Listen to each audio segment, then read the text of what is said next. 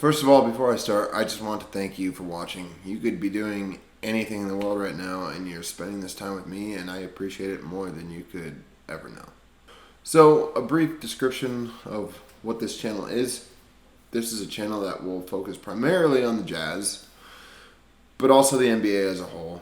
That being said, this is a channel where we can all overreact, underreact, or just react like normal people to the NBA. And today we're going to start with the Utah Jazz.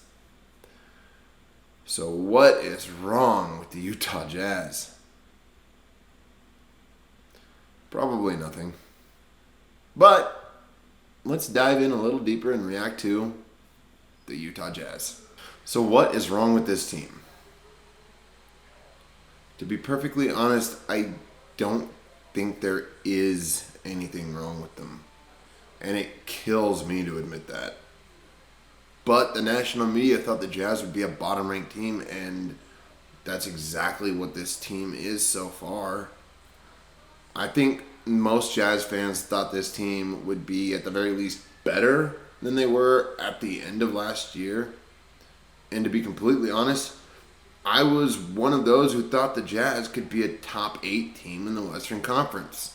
I may have been seduced by the offseason moves that were made and thought the Jazz have to be better after these moves. And so far they've been...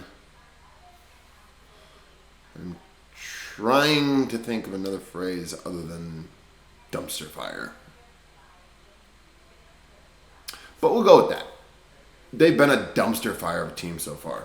But disappointment can only come with an expectation of some kind of success, which I honestly thought would come in the form of more wins this year. But I might have lost sight of the fact that the Jazz are really only 1 year removed from trading the entire core of their roster in Donovan Mitchell, Rudy Gobert, Bojan Bogdanovic, Royce O'Neal, and more recently, Mike Conley at the trade deadline last year. So it makes sense that the Jazz are off to a bit of a rough start. But is there any reason to have hope of a winning year? Yeah, I think so. I think a lot of the issues we're seeing so far can probably be chalked up to a lack of experience. And I'm not just referring to Keyonte George, but since I am mentioning him first, let's start with him. Keyonte George is a rookie, and you're asking a lot when you give him the ball and say, okay, Keyonte, make our offense better. Make it flow better. And to his credit, he has made the offense better. I don't have the exact stats in front of me, but since he came into the starting lineup, it passes the eye test at least.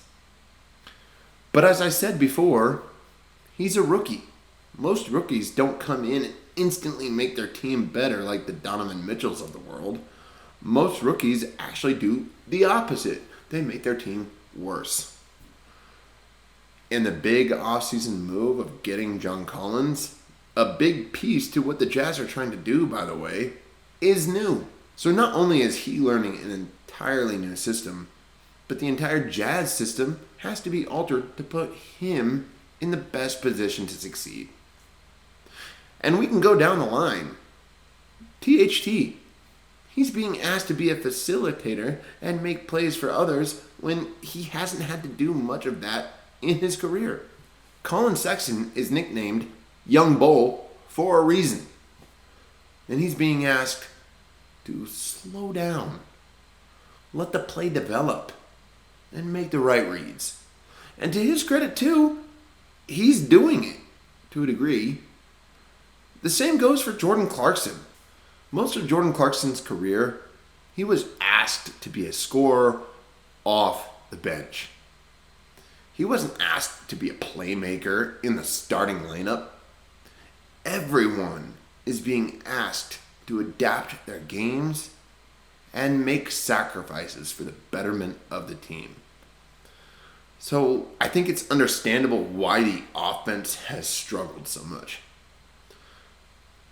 But what about defensively? The defense of this team is something I thought would really shine. I thought the Jazz having Walker Kessler as a primary rim defender, John Collins as a secondary rim defender, not to mention Lowry out there as well, that nobody would even get to the rim, let alone score at the rim against this team. But their defense, for lack of a better word, sucks. One of the most shocking things to me is that the Jazz are actually worse defensively with Walker Kessler on the court than they are with him off the court. I think the defensive rating with Walker Kessler on the court is like a 119 and a 117 when he's off the court. And the defensive rating with John Collins isn't any better. With John Collins, the defensive rating is almost 120. With him off the court, it's 113 or something like that. Those are just shocking numbers to me. The Jazz as a team are currently 9th in points per game, 3rd in rebounds per game, which is probably why they are in the top 10 in points per game, by the way. 8th in assists per game, but they are 27th in opponents' points per game. That is just shockingly bad defense. So there are some obvious issues. But is it an issue with the roster? Or is it all a lack of experience? I think the answer lies somewhere in between. The bottom line is I think the Jazz will get better. It's just going to take time. The question is, how much time is it going to take? It gets to a point where if they lose too many games, it'll be too late. So they really need to figure it out and figure it out soon. My fear is the roster might actually be flawed. And this is who they are. I really hope not. But time will tell.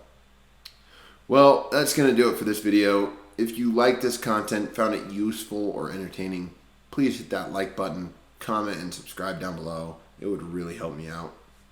If you didn't like it, please feel free to let me know what you didn't like or how it can be improved. I love constructive criticism. And hey, I'm new at this and I want to get better. So any recommendations help. No matter what happens, win, lose, or draw, good, bad, or ugly, we're going to react to it here on React to NBA. Thanks for watching.